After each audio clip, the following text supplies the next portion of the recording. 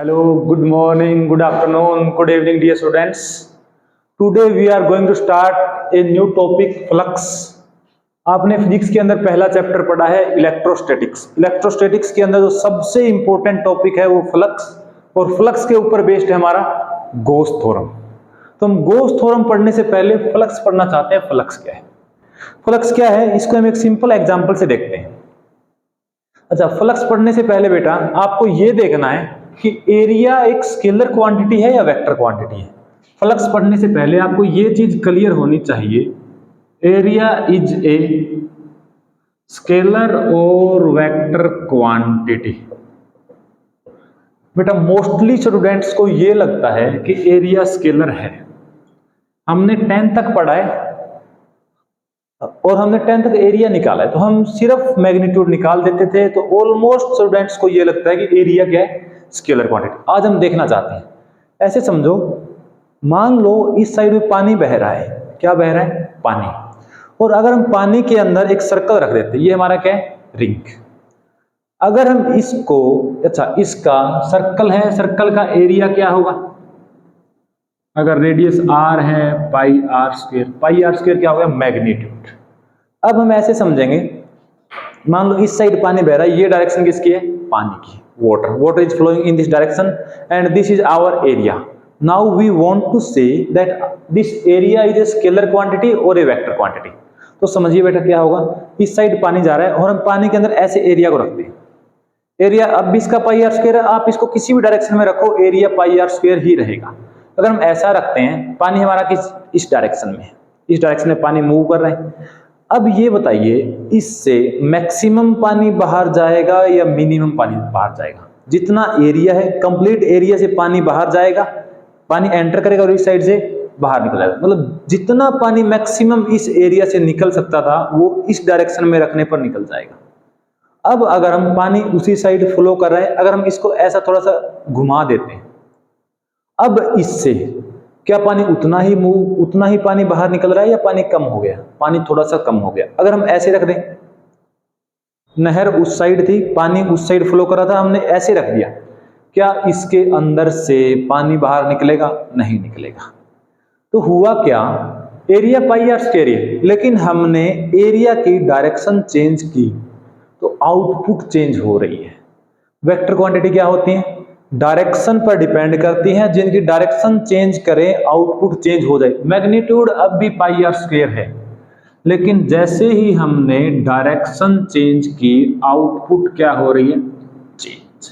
अब डायरेक्शन के चेंज होने से अगर आउटपुट चेंज हो जाए, उस क्वांटिटी को हम स्केलर बोलते हैं, वेक्टर बोलते हैं, वेक्टर बोलते हैं। तो हमारा एरिया क्या है? Vector quantity. तो मोस्टली बच्चों को डाउट होता है एरिया क्या है? Vector quantity. इस तरीके से आप समझ सकते हो, इसका एरिया अब भी पाई आर स्क्वायर है, अब भी पाई आर स्क्वायर है, अब भी पाई आर स्क्वायर है। लेकिन अगर पानी की डायरेक्शन में रखें तो इससे मैक्सिमम आउटपुट आएगा, थोड़ा सा घुमा दे कम आएगा, और ऐसे रख दें इससे पानी पास करेगा ही नहीं, मतलब इससे कोई आउटपुट आएगी ही नहीं। तो एरिया हमारा कैसी क्वांटिटी है? Vector quantity. फ्लक्स को समझने से पहले सबसे पहले हमें क्या समझना है? एरिया क्या है? Vector quantity. हमने बेटा समझ लिया एरिया हमारा क्या है? वेक्टर। अब एरिया वेक्टर है तो इसकी कोई ना कोई डायरेक्शन होगी। ये हमारे पास रिंग है, इसका एरिया क्या आएगा? पाई आर स्क्वायर। इसकी भी एक डायरेक्शन होगी। डायरेक्शन आप दो डायरेक्शन में कंसीडर कर सकते हो, इनवर्ड या आउटवर्ड नॉर्मल। इस लाइन का क्या मीनिंग है? ये एरिया है आपकी, या तो आप इसकी ये डायरेक्शन ले सकते हो, मतलब ये क्या है? सरफेस के परपेंडिकुलर या सरफेस के अंदर की साइड परपेंडिकुलर, या तो इनवर्ड नॉर्मल या आउटवर्ड नॉर्मल। लेकिन ध्यान ये रखना है, अगर आप आउटवर्ड नॉर्मल ले रहे हो तो आपको throughout the whole process area बाहर की साइड ही लोगे आप। अगर आप अंदर की साइड ले रहे हो तो होल प्रोसेस के अंदर आप एरिया कहां लोगे? अंदर की साइड लोगे। ये बात ध्यान रखनी है। एक बार अंदर लिया तो अंदर ही लेना है, बाहर लिया तो मैग्नेटिक फील्ड एरिया की डायरेक्शन बाहर लेनी है।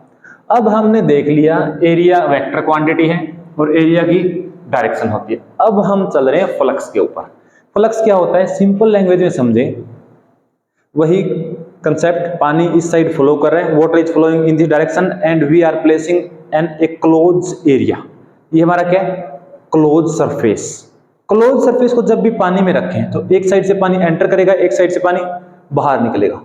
कोई भी क्लोज सरफेस से जो बाहर आउटपुट आ रही है वही फ्लक्स है। तो फ्लक्स क्या है? Output from a close surface is called as flux. सबसे सिंपल डेफिनेशन ये है। अब ये देखिए, अगर हम ऐसे रखें तो हमारा पानी मैक्सिमम बाहर आएगा, अगर हम ऐसे रख दें पानी कम बाहर आएगा, ऐसे रख दें पानी बाहर आएगा ही नहीं। तो ये क्या हमारा फ्लक्स। तो फ्लक्स क्या है, दोबारा से बनाते हैं। फ्लक्स क्या है? Output from a close surface. Flux को सिंपल लैंग्वेज में क्या कहेंगे? Output from a close surface. Output कुछ भी हो सकती है। अगर पानी बह रहा है तो बाहर कौन आएगा? पानी, मतलब water coming out from a close surface. अगर इलेक्ट्रिक फील्ड फ्लो कर रहा है तो इलेक्ट्रिक फील्ड आउटपुट हो जाएगा, electric field coming out from a close surface. अगर मैग्नेटिक फील्ड फ्लो कर रहा है तो बाहर मैग्नेटिक फील्ड आएगा, that is called as magnetic flux. Means अगर पानी बाहर आए तो हम उसको क्या बोलेंगे? Water flux. अगर इलेक्ट्रिक फील्ड बाहर आए उसका नाम क्या है? Electric flux. अगर मैग्नेटिक फील्ड बाहर आए उसका नाम क्या है? Magnetic flux. मींस फ्लक्स क्या है? क्लोज सरफेस से जो आउटपुट हमें मिल रही है that is called as flux. अब हम ये देखना चाहते हैं कि फ्लक्स किसके ऊपर डिपेंड करेगा। अब हमारा जो टॉपिक है, जो हमारे जो सिलेबस में इलेक्ट्रोस्टैटिक के अंदर हमने क्या पढ़ा? Electric field. तो क्या बाहर आएगा? Electric field. तो हमें क्या पढ़ना है? Electric flux. फ्लक्स आपको क्लियर है क्या होता है? कोई भी क्लोज सरफेस से जो आउटपुट आ रही है वो फ्लक्स है। अब बाहर वाटर आए तो वाटर फ्लक्स है, इलेक्ट्रिक फील्ड आए तो इलेक्ट्रिक फ्लक्स है, मैग्नेटिक फील्ड आए तो मैग्नेटिक फ्लक्स। लेकिन हमारे सिलेबस में क्या है? Electric flux. तो हम क्या पढ़ेंगे? Electric flux. इलेक्ट्रिक फ्लक्स को आप कैसे डिफाइन करेंगे? एक क्लोज सरफेस से जो भी इलेक्ट्रिक फील्ड बाहर आ रहा है वही क्या है हमारा? Electric flux. अब हम फ्लक्स, इलेक्ट्रिक फ्लक्स को बेटा फाई से लिखते हैं। पहली बात फाई से लिखते हैं। अब हमें यह देखना है इलेक्ट्रिक फ्लक्स होगा क्या। एक बात समझिए, ये हमारे पास एक इलेक्ट्रिक फील्ड है, ठीक है? एक इलेक्ट्रिक फील्ड ये है और एक इलेक्ट्रिक फील्ड हमारे पास ये है।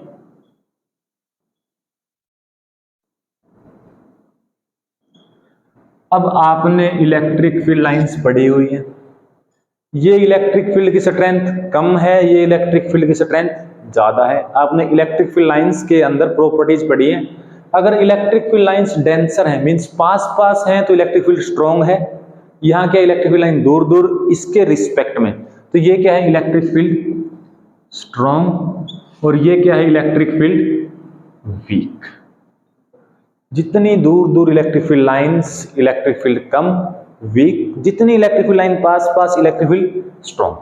अब हम, अच्छा, इलेक्ट्रिक फ्लक्स में क्या था? एक क्लोज सरफेस। तो हम एक क्लोज सरफेस कंसीडर कर लेते हैं। ये हमारा कोई रिंग है जिसका एरिया, रेडियस r है और एरिया a। अब हम इसको इस इलेक्ट्रिक फील्ड में रखते हैं। a एरिया है, इसी a एरिया को इस इलेक्ट्रिक फील्ड में रखते हैं। अब आप बताइए किस केस में आउटपुट मतलब फ्लक्स, किस केस में इलेक्ट्रिक फ्लक्स ज्यादा आएगा? जिस केस में इलेक्ट्रिक फील्ड लाइंस है, मींस इलेक्ट्रिक फील्ड लाइन ज्यादा है। अगर ऐसे समझो, इलेक्ट्रिक फील्ड लाइन ज्यादा एंटर करेंगी तो बाहर ज्यादा आएंगी, इलेक्ट्रिक फील्ड लाइंस एंटर कम कर रही है तो इलेक्ट्रिक फील्ड लाइन कम आएंगी। ऐसे देखो, ये रखा, इस केस के अंदर इसके अंदर से कितनी लाइन पास कर रही है? एक लाइन, तो आउटपुट क्या है? एक है। इस केस में कम से कम 3-4 लाइन, तो किस केस में फ्लक्स ज्यादा है? तो हम ये कह दें इलेक्ट्रिक फील्ड कम है तो फ्लक्स कम आएगा, इलेक्ट्रिक फील्ड ज्यादा है तो फ्लक्स ज्यादा आएगा। तो हम एक स्टेटमेंट अभी बना रहे हैं, फ्लक्स क्या होगा? हमेशा directly proportional to electric field. इस लाइन में किसी को दिक्कत है बेटा कि ये हमने क्यों लिखा? अगर इलेक्ट्रिक फील्ड कम है तो इससे कम पास करेगा, ज्यादा है तो ज्यादा, तो flux is directly proportional to the applied electric field. यहां तक कोई डाउट है? नहीं है। अब हम आगे चलते हैं। अब हम एक और कंसेप्ट लगाते हैं। एक ये एरिया है और एक हमारे पास ये एरिया है। अब आप ध्यान से देखो, ये भी क्लोज सरफेस है, ये भी क्लोज सरफेस है। इस क्लोज सरफेस से जो आउटपुट होगी इलेक्ट्रिक फ्लक्स, या ऐसे कह लो इस क्लोज सरफेस से जितना इलेक्ट्रिक फील्ड लाइंस बाहर निकल रही है वो इलेक्ट्रिक फ्लक्स, इस क्लोज सरफेस से जितनी इलेक्ट्रिक लाइंस बाहर निकल रही है वो क्या है, इलेक्ट्रिक फ्लक्स। अब इन दोनों में से किस केस में इलेक्ट्रिक फील्ड लाइंस ज्यादा बाहर आएंगी, वही फ्लक्स है। किस केस में आएंगी, एरिया कम है तो इसके अंदर से मान लो 3 लाइन बाहर आ रही है, इसके अंदर से 1 2 3 4 5 6 लाइंस बाहर आ रही है, तो किसका फ्लक्स ज्यादा है, जिसका एरिया ज्यादा है। तो सेकंड पॉइंट क्या आ गया, flux directly proportional to area. जो क्लोज सरफेस हम ले रहे हैं, अगर देखो क्लोज सरफेस बड़ा लें तो उससे पानी ज्यादा बाहर निकल जाएगा, क्लोज सरफेस छोटा लें तो उससे पानी कम बाहर निकल जाएगा। तो आप पानी का कंपैरिजन इजीली कर सकते हो इलेक्ट्रिक फील्ड के साथ। इलेक्ट्रिक फील्ड अलग है, पानी अलग है, लेकिन टॉपिक को समझने के लिए हम वाटर से इजीली समझ पा रहे हैं, इसलिए हम वाटर का कंसेप्ट बीच बीच में लेकर आ रहे हैं। अब आगे देखिए, इन दो बातों पर फ्लक्स डिपेंड कर रहा है। अब और देखिए, और किस बात पर डिपेंड कर रहा है, अब और किस बात पर डिपेंड कर रहा है फ्लक्स। एक चीज देखिए बेटा, इलेक्ट्रिक फील्ड लाइन हमने कहा मानी है इस डायरेक्शन में, ये है इलेक्ट्रिक फील्ड लाइन, ठीक है। इलेक्ट्रिक फील्ड लाइन कहां जा रही है, ऐसे जा रही है।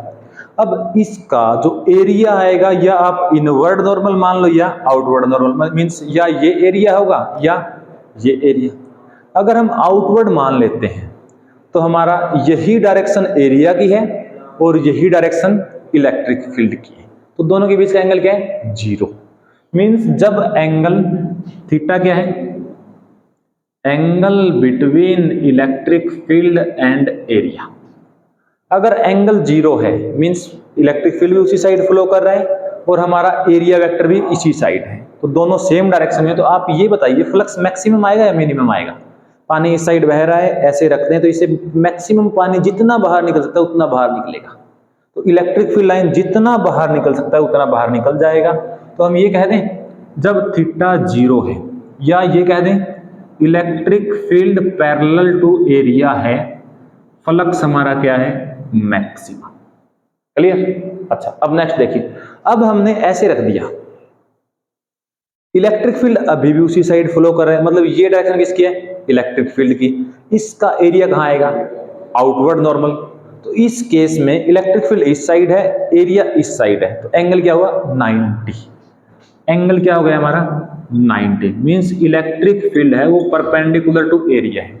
तो ऐसे रखें, इलेक्ट्रिक फील्ड ऐसे मूव कर रहा है, तो क्या इसके अंदर से कोई आउटपुट आएगी, क्या इसके अंदर से कोई इलेक्ट्रिक फील्ड लाइन पास करेगी। इलेक्ट्रिक फील्ड लाइन सीधी जा रही है, इस साइड निकल जाएंगे, इस साइड निकल जाएंगे, ऊपर से सीधे से, क्या अंदर से पास करेगा, नहीं करेगा। तो फ्लक्स क्या हो जाएगा, मिनिमम। इस चीज को देखो बेटा एक बार, आपने ट्रिग्नोमेट्री पढ़ी हुई है, ये क्वांटिटी मतलब इस टाइप का बिहेवियर, थीटा 0 पे मैक्सिमम हो, 90 पर मिनिमम हो, कौन सेटिस्फाई करता है, कोस थीटा। जब थीटा 0 हो, जब थीटा हमारा 0 है तो कोस थीटा क्या आएगा, 1, और जब थीटा 90 है हमारा, कोस थीटा क्या आएगा, 0। मीन्स 0 है तो 1, 0 है तो मैक्सिमम, 90 है तो मिनिमम, 90 है मिनिमम। मीन्स फ्लक्स एक और क्वांटिटी पर डिपेंड कर रहा है, वो क्या है, एंगल कोस थीटा। तो ये हमारे पास फ्लक्स किन किन पैरामीटर्स पर डिपेंड करता है, इन 3 पर डिपेंड करता है। अब अगर हम इन तीनों को एक साथ लिख दें तो फ्लक्स क्या आ गया, ई ए कोस थीटा।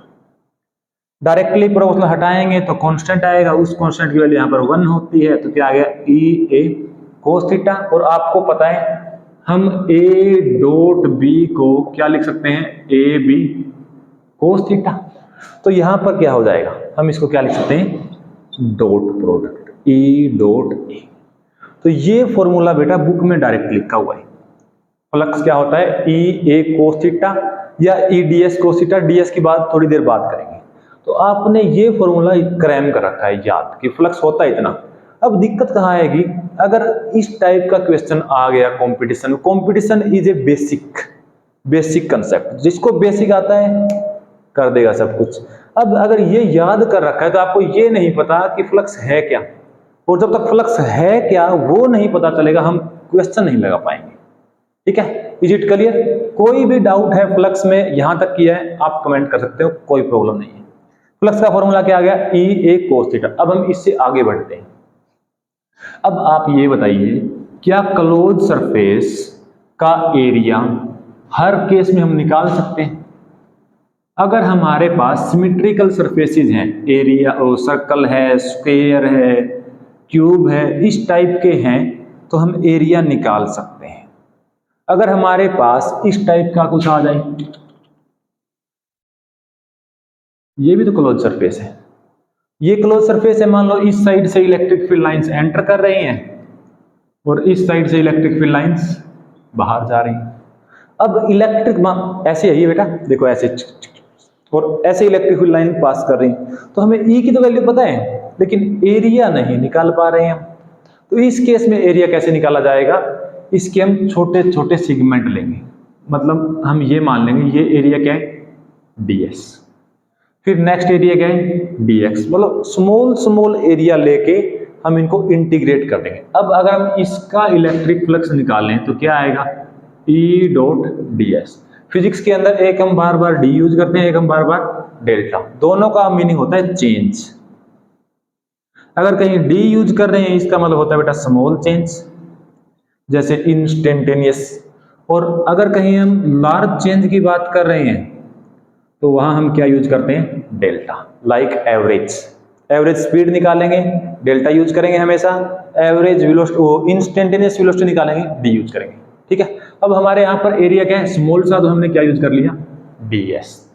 अब हम अगर इसको, ये क्या है, फ्लक्स फ्रॉम ds एरिया, तो क्या आ जाएगा हमारे पास, E dot ds।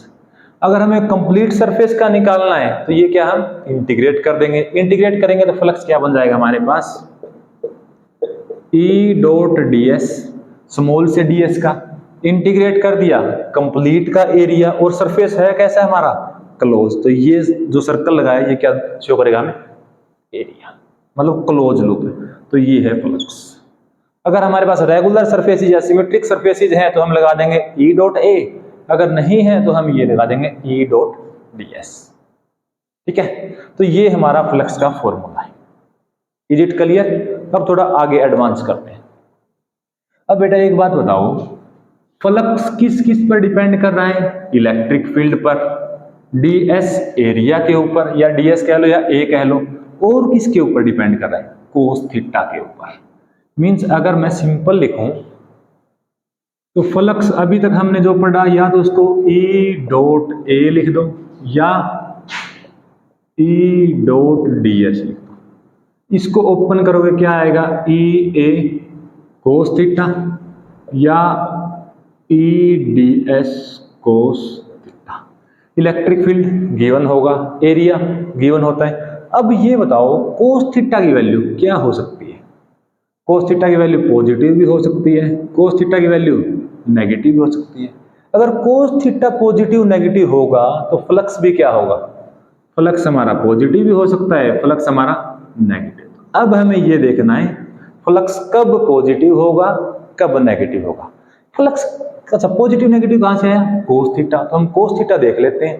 Cos theta में थीटा क्या है, angle between area and electric field. सबसे पहले बेटा आपको कोस का ये वैल्यू पता होनी चाहिए, कोस 0 पर क्या होता है, 90 पर, 30, 40, 45 लाइक दिस।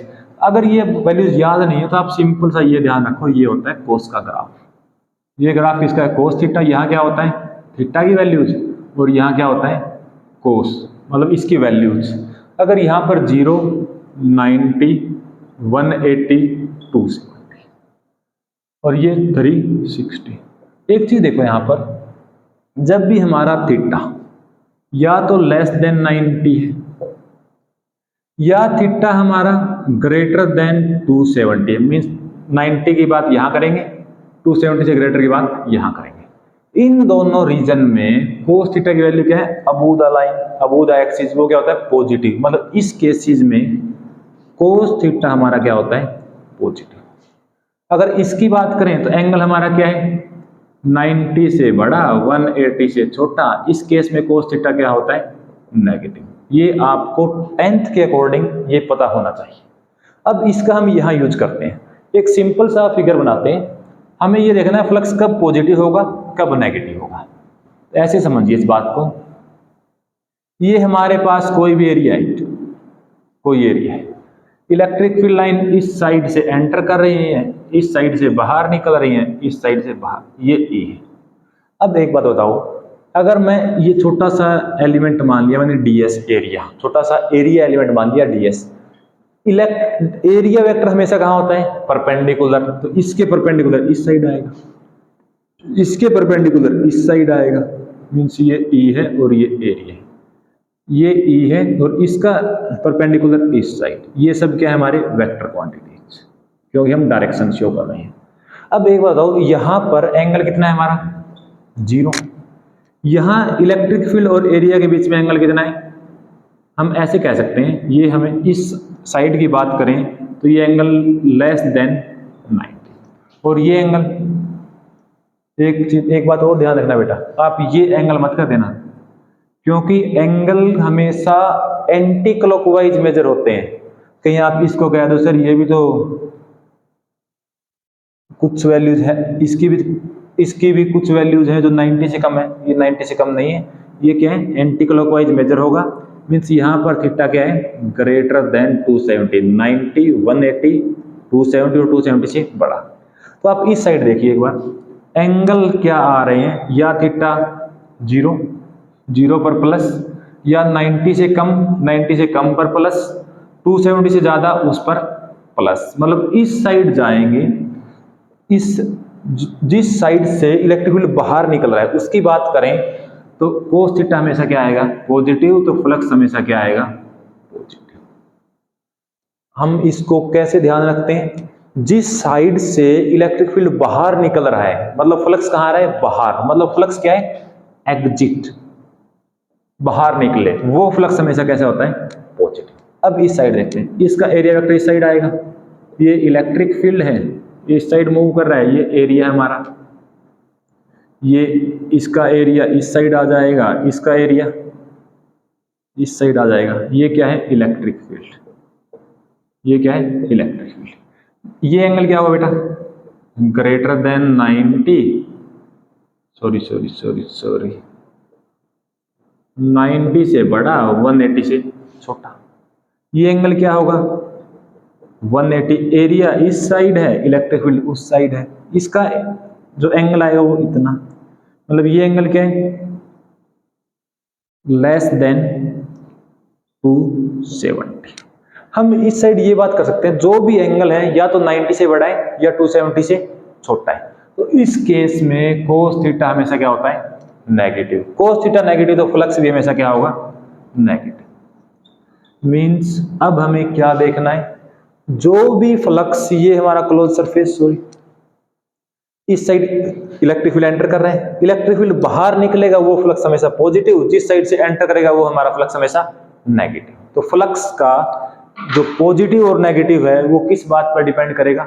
जिस साइड से फ्लक्स एंटर करे वो नेगेटिव एंटर किया, जिस साइड से बाहर निकले वो पॉजिटिव, जिस साइड से फ्लक्स बाहर निकले वो हमेशा positive. Is it clear? Flux का फॉर्मूला ई ए कोस थीटा क्यों आया वो हमने देख लिया। अब फ्लक्स कब पॉजिटिव होता है, कब नेगेटिव होता है वो देख लिया। अब हमें फ्लक्स निकालना है कि कितना होगा। अब हमें फ्लक्स निकालना है कि कितना होगा। अब हम गॉस लॉ की तरफ चलते हैं। एक हमारे साइंटिस्ट हैं, अजीज साइंटिस्ट गॉस। गॉस ने एक लॉ दिया, गॉस लॉ, जो ये कहता है आप फ्लक्स कर रहे हो इतनी देर से, दो तरीके से लिख सकते हैं, E डॉट ds वो इक्वल होता है 1/ε0 इंटू में Q इनक्लोज्ड। कहने का मतलब ये है, हम इसकी एप्लीकेशन आज नहीं कर रहे, आज हम इसके एडवांस न्यूमेरिकल्स करेंगे। मींस आज हम फोकस करेंगे कि फ्लक्स के नीट जेईई में क्वेश्चन कैसे आ रहे हैं। जो फ्लक्स की एप्लीकेशन है वो हम नेक्स्ट वीडियो में अपलोड करेंगे, ठीक है। अच्छा एक बात बताओ, इसका क्या मीनिंग है? ये मीनिंग है, ये हमारे पास क्लोज सरफेस है, एरिया इसका ए है, फ्लक्स यहां पर मान लो हमने चार्ज रख दिया 10 कूलम, इससे कितना फ्लक्स एमिट हो रहा है? तो फ्लक्स क्या आएगा? 1/ε0। कितना चार्ज बंद है बेटा इसके अंदर? 10 कूलम। तो यहाँ क्या आ जाएगा? 10 कूलम। अगर मैं इसके अंदर डाइपोल रख देता हूं, अब मैंने इसके अंदर डाइपोल रख दिया -q + q, अब इससे कितना फ्लक्स बाहर निकलेगा 1/ε0 इंटू में q इनक्लोज, कितना चार्ज इसके अंदर बंद है +q -q, net charge 0, total charge कितना बंद है 0, तो फ्लक्स क्या हो जाएगा 0। तो आपको एक बात ध्यान रखनी है, Q इनक्लोज का मतलब क्या है कि जिस एरिया से हम फ्लक्स निकाल रहे हैं उसके अंदर कितना चार्ज है वो हमें देखना है बस, ठीक है। अब हम कहानी स्टार्ट करते हैं कंपटीशन। कंपटीशन में कैसे आ रहा है, देखिए ये फॉर्मूला ही ध्यान रखना है बस, और कुछ नहीं ध्यान रखना। कैसे, जैसे हमारे पास एक ये कोन है, अच्छा सबसे पहले ये कर देते हैं, एक हमारे पास सफेयर है, सफेयर के सेंटर पे क्या चार्ज है Q, इसे कितना फ्लक्स बाहर आएगा, कितना चार्ज इनक्लोज है Q बाई में ε0, काम खत्म पहला। दूसरा देखो, अगर बेटा मैं ऐसे कर देता हूं, ये हमारे पास आधा सफेयर है, हाफ स्फेयर, अब इसके यहां पर हमने Q चार्ज रख दिया और ये पूछ रहा है फ्लक्स इस हेमिस्फेयर से कितना बाहर आएगा, बताओ। आप सोच रहे हैं Q/ε0, जो कि गलत है। क्यों गलत है, अब ये देखो ये क्या है, ऐसे कोई सफेयर है उसके यहां पर रखा हुआ है, क्या ये चार्ज इनक्लोज है, नहीं है, तो आपने गलती कहां की, इनक्लोज। तो दो ही चीज ध्यान रखनी है, पहला जितना, पहली बात ये देखो कोई भी क्वेश्चन करने से पहले फ्लक्स का, कि चार्ज इनक्लोज है या नहीं है, अगर इनक्लोज है तो बाई में एप्सिलॉन, अगर नहीं है तो उसको इनक्लोज करो और फिर लगाओ फॉर्मूला। अब क्या यहाँ पर चार्ज इनक्लोज है, नहीं है, क्योंकि सरफेस पर है। अब इसको इनक्लोज कैसे होगा, ये जब एक और हेमिस्फीयर ऊपर रख दिया। अब इस कंप्लीट स्फीयर से फ्लक्स कितना बाहर आएगा, कितना चार्ज बन है Q/ε0, लेकिन हमें निकालना किसका है, हेमिस्फीयर से। अब ऐसे समझो, इस Q चार्ज की वजह से टोटल फ्लक्स कितना निकल रहा है Q/ε0, तो इस हेमिस्फीयर से कितना जाएगा, इस साइड भी जाएगा, इस साइड, इस साइड, इस साइड, तो सॉरी,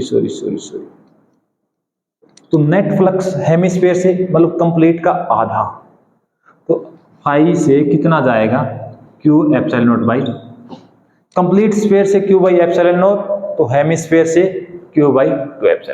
तो ये क्वेश्चन है। और देखते हैं, अब ऐसे समझिए आप, ये हमारे पास एक कोन है,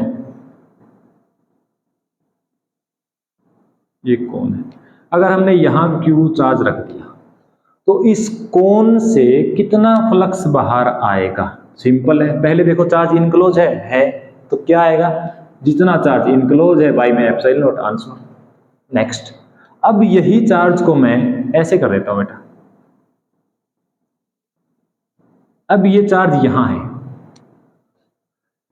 अब फ्लक्स क्या आएगा, क्या Q/ε0 आएगा, नहीं आएगा। क्यों नहीं आएगा, क्योंकि ये चार्ज कहां है, कोन के ऊपर सरफेस पर है, तो क्या इनक्लोज है, नहीं है। लेकिन गॉस लॉ तो ये कहता है चार्ज क्या होना चाहिए, इनक्लोज। तो हमें पहला काम क्या करना है, चार्ज को इनक्लोज चार्ज कब होगा, जब इसके ऊपर सेम टाइप का एक और कोन बना दें। अब चार्ज इनक्लोज हो गया तो फ्लक्स दो कोन से, मतलब डबल कोन है तो कितना आएगा Q/ε, और एक से क्या आएगा, आधा, तो फ्लक्स का क्या आ जाएगा Q/।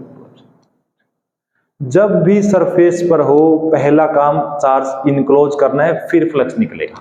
Is it okay. चलो अब थोड़ा सा और कॉम्प्लिकेशन डालते हैं न्यूमेरिकल्स में। बेटा यही नीट जेई है, एक कोई भी कंसेप्ट में अगर न्यूमेरिकल में आपको प्रॉब्लम आ रही है, मींस आपका कंसेप्ट स्ट्रॉन्ग नहीं है। चलो आगे देखिए, नेक्स्ट टाइप।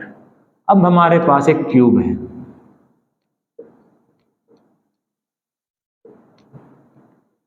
ठीक है बेटा। अगर हम यहां चार्ज रख दें Q, क्या रख दिया Q, तो इस क्यूब से फ्लक्स कितना बाहर आएगा Q/ε0, क्योंकि चार्ज इनक्लोज है, क्यूब के सेंटर पे है, तो सारे क्यूब से, या हम ये कहते हैं क्यूब के 6 फेस होते हैं, 6 फेस से मतलब कंप्लीट क्यूब से कितना बाहर आएगा Q/ε। अब इसी क्वेश्चन को मैं ये कर दूं कि इस फेस से कितना बाहर आएगा, मतलब फ्लक्स किससे निकालना है, फेस से। अब ऐसे समझो ये रूम है अपना, इस रूम में मैं यहां चार्ज रख देता हूं कोई Q चार्ज, क्यू चार्ज यहाँ रख दिया, इस कंप्लीट रूम से कितना फ्लक्स बाहर आएगा, क्यू बाई एप्सिलॉन। अगर मैं ये कहूँ इस दीवार से कितना आएगा, तो हमारे रूम में कितनी दीवार है, 6, मतलब 6 फेस हैं, 6 फेस से 6 फेस से कितना फ्लक्स बाहर जा रहा है, क्यू बाई एप्सिलॉन। तो एक फेस से कितना जाएगा, Q by 6 epsilon answer. Total flux कितना है, इस कंप्लीट रूम से बाहर कितना जा रहा है electric field, 6 by epsilon not. तो इस एक सरफेस से क्यूब के फेसेस सेम होते हैं, तो एक फेस से 1/6, तो ये आंसर आता है। अब थोड़ा और कॉम्प्लिकेशन डालते हैं। 6th, यही क्यूब है हमारा, क्यूब आपकी जान लेगा। अब हमने यहां चार्ज रख दिया, मतलब ये फेस है, इस रूम को अगर हम क्यूब मान लें, ये फेस है, इस दीवार के सेंटर पे चार्ज रख दिया, मतलब दीवार के सेंटर पे चार्ज, ऐसे समझो चार्ज एक फुटबॉल है, फुटबॉल के ऊपर क्यू चार्ज है, फुटबॉल रख दिया, फुटबॉल यहां रख दें, तो फुटबॉल इस दीवार के अंदर फिट करेंगे, तो हाफ फुटबॉल इस साइड आएगी, हाफ फुटबॉल बाहर। तो पहला काम क्या रहेगा हमारा, फुटबॉल को इनक्लोज करना। फुटबॉल इनक्लोज मतलब चार्ज इनक्लोज। तो चार्ज इनक्लोज कब होगा, जब इसके साइड में एक और रूम है, एक और रूम बना देंगे, तो ये फुटबॉल या जो हमने यहाँ क्यू माना हुआ है इस दीवार के ऊपर, वो क्या हो जाएगा, इनक्लोज। तो नेट फ्लक्स क्या जाएगा, 2 रूम हो गई, 2 रूम के, अब ये जो क्यू चार्ज फुटबॉल है वो का है सेंटर में, तो कितना जाएगा, क्यू बाई एप्सिलॉन नॉट। तो इस रूम में कितना आएगा, इस रूम में कितना आएगा, फ्लक्स फ्रॉम दिस रूम आधा, क्योंकि हाफ फ्लक्स इस साइड आएगा, हाफ फ्लक्स उस साइड जाएगा। तो सबसे की कंसेप्ट यहां पर क्या है, चार्ज को इनक्लोज करना। इस तरीके से आप समझोगे, कोई क्वेश्चन में डाउट नहीं आएगा। Is it okay? अब थोड़ा और कंसेप्ट बना देते हैं। अब एक बात बताइए, इससे फ्लक्स बाहर आएगा, चलो उसको थोड़ी देर बाद लेकर आते हैं, स्टेप बाय स्टेप। यहां तो कोई डाउट है? कैसा फील कर रहे हो, कमेंट में बता देना बेटा, कैसा लगा लेक्चर। अपने व्यूज जरूर देने, ताकि हम नेक्स्ट टाइम इंप्रूव कर सकें। अच्छा, नेक्स्ट प्रॉब्लम जो भी है, मान लो नंबर, ऐसे समझो ये हमारे पास एक क्यूब है,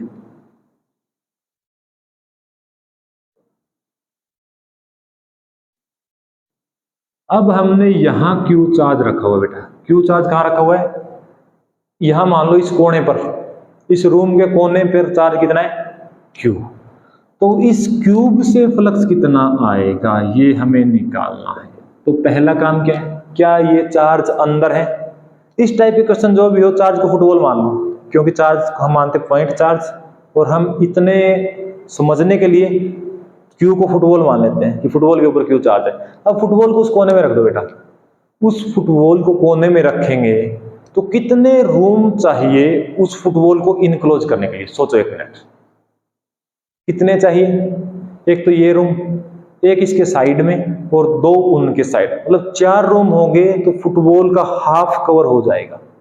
कंप्लीट फुटबॉल को कवर करना है तो 4 रूम ऊपर, मतलब हमारे पास 8 क्यूब होंगे, तो हमारा क्यू चार्ज क्या हो जाएगा, इनक्लोज। ये आपने सॉलिड स्टेट केमिस्ट्री में पढ़ा होगा, सिंपल क्यूबिक सेल, उसके कॉर्नर्स पर इलेक्ट्रॉन होते हैं, तो उसके अंदर कितना पार्टीशन आता है। यहां हम सिर्फ फुटबॉल रखकर समझ सकते हैं, वहां रखेंगे कितना आएगा, पहले उसको इनक्लोज करना है। अगर हमारे कॉर्नर के ऊपर फुटबॉल है तो वो कितने में इनक्लोज होगी, 8 रूम में, तो 8 क्यूब रखने पड़ेंगे, तो कितना क्यू चार्ज, मतलब 8 क्यूब से फ्लक्स क्या आएगा, क्यू बाई एप्सिलॉन नॉट। तो एक क्यूब से, अब वहां है, वहां मान लो ऐसे सोर्स है, लाइट आ रही है, तो लाइट 8 रूम में जाएगी।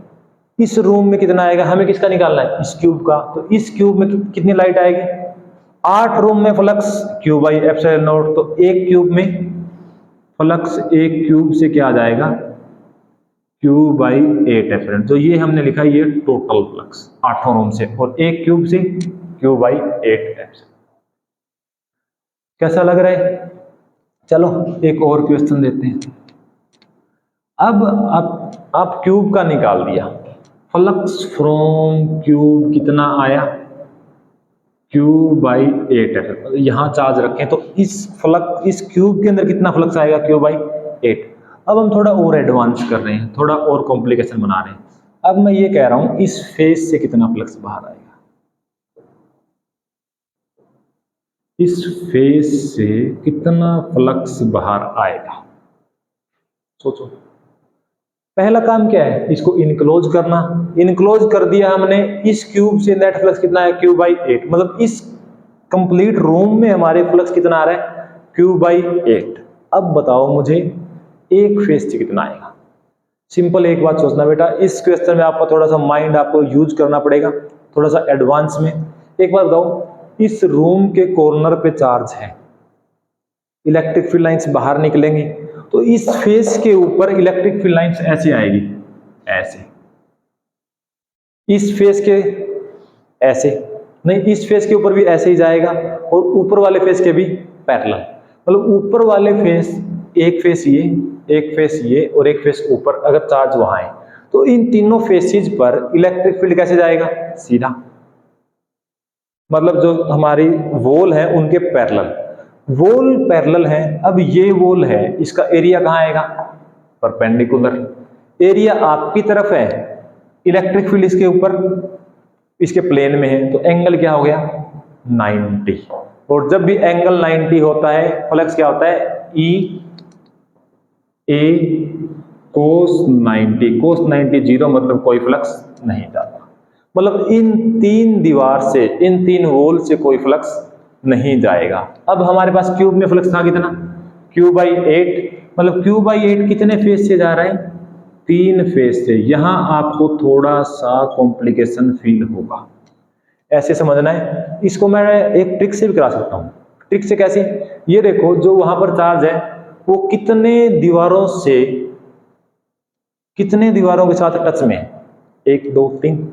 जिन दीवारों के साथ टच में है उन पर नहीं जाएगा, तो कितनी दीवार रह गई, 3। 3 फेस पर कितना है, Q/8। तो एक फेस पर क्या आएगा बेटा, Q/3 into 8 epsilon, Q/24 epsilon. इतना फ्लक्स जाएगा एक फेस से, हो जाएगा।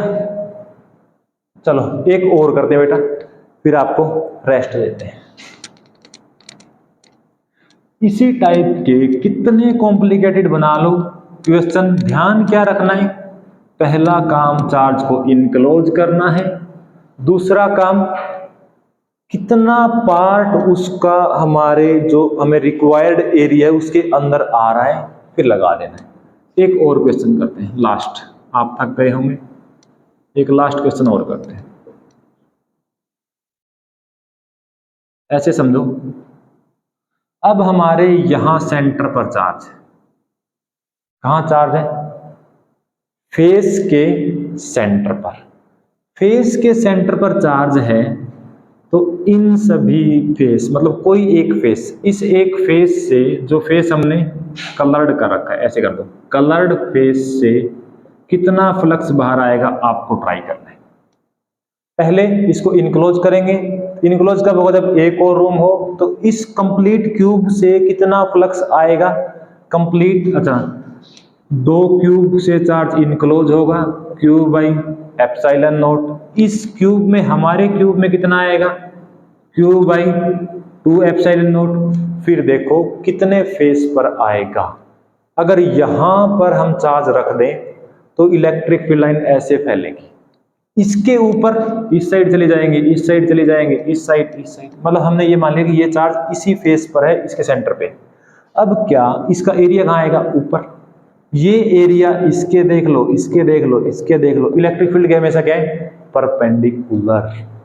परपेंडिकुलर है तो कितने फेस पर फ्लक्स नहीं आएगा, एक जिसके ऊपर चार्ज प्लेस्ड है उसका फ्लक्स क्या हो गया, 0, क्योंकि E और एरिया क्या है, परपेंडिकुलर। अब आप निकाल देना इस कितने फेस बच गए, कितने फेस बच गए, 5। यहां चार्ज रखें तो 1 2 3 4 5, इन 5 से बाहर आएगा तो ये फ्लक्स जो हमारा है ये कितना है, 5 फेज का, और एक फेज का पूछे तो वापिस कर दो Q/2 एप्सिलॉन, इसका 5वां हिस्सा आएगा Q/10 एप्सिलॉन। ठीक है, अब एक क्वेश्चन आप ट्राई करोगे आपको प्रैक्टिस के तौर पर, अगर नहीं होता तो फिर कमेंट कर देना, फिर आपको सॉल्यूशन डाल दिया जाएगा। अब आपको कितना आपने सीखा है उसका ये क्वेश्चन बताएगा। ठीक है, अब हम चार्ज को कहां रख रहे हैं, यहां रख रहे हैं। कहां रख रहे हैं, ये दीवार है, एक ये दीवार है, एक ये दीवार है, इसके बीच में रख रहे हैं। तो इस फेस से कितना फ्लक्स बाहर आएगा ये आपको निकालना है। इसी टाइप के क्वेश्चन नीट जेईई में अब तक आए हैं और आते रहेंगे। सिर्फ एक छोटा सा कंसेप्ट जो हम मिस कर रहे हैं, कहाँ, थ्योरी पढ़ने के चक्कर में। हमारा मेन टारगेट क्या होता जा रहा है, इलेक्ट्रिक फ्लक्स का ये फॉर्मूला है जी, बात खत्म। इसके बाद इसकी 3 एप्लीकेशन है जी, 3 में से कोई एक परमानेंट है, आएगी आएगी, तीनों पढ़ लो, 5 नंबर आ जाएंगे, काम खत्म। वो काम थ्योरी में खत्म है बेटा, कंपटीशन में नहीं है। कंपटीशन में यहां से क्वेश्चन बनेगा, और यहां से क्वेश्चन कब कर पाओगे, जब कंसेप्ट थोड़ा सा स्ट्रॉन्ग हो जाएगा। तो इतना प्रैक्टिस कर दो न्यूमेरिकल्स का कि आपको कोई प्रॉब्लम ना आए। जिस दिन आपको न्यूमेरिकल करते करते इंटरेस्ट आने लग जाएगा, इंटरेस्ट कब आएगा, जब कंसेप्ट क्लियर है और आप उस कंसेप्ट से 2-4 क्वेश्चन सोल्व कर देते हो, फिर आपको फील होता है कि हाँ मेरे को फिजिक्स आने लग गई है। वहां से स्टार्टिंग हो रही है कंपटीशन की। अगर आप सिर्फ थ्योरी पढ़ के पास हो रहे हो, आप थ्योरी में 99, बेटा मेरा पॉइंट ऑफ व्यू क्या है, बोर्ड और एक नीट जेईई।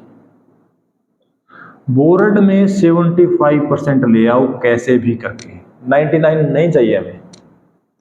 99 चाहिए इंस्टीट्यूशन का नाम बड़ा करने के लिए, हमें नहीं करना, हमें ये चाहिए 75% से ऊपर सब बराबर है। कब, जब ये नीट जेईई हो रहा है। अगर ये नहीं हुआ, आपके 99 है, कितना टाइम आपको लोग याद रखेंगे, 5-10 दिन, जब रिजल्ट आएगा। और अगर ये नहीं है, 75 ही मान लो इतने हैं, और आपका ये क्लियर हो गया, आपको सब याद रखेंगे, हमसे पढ़े हो हम भी याद रखेंगे, और अपने पेरेंट्स का भी नाम हो सकता। तो सबसे की कंसेप्ट कहाँ है, थ्योरी की तरफ सिर्फ रिवाइज करो थ्योरी को। थ्योरी एक बार पढ़ो, होता क्या समझ आ गया, फिर उसको हम देखेंगे एग्जाम टाइम में। न्यूमेरिकल पर फोकस करो, जितना न्यूमेरिकल सोल्व करोगे उतना इसके पास आते जाओगे।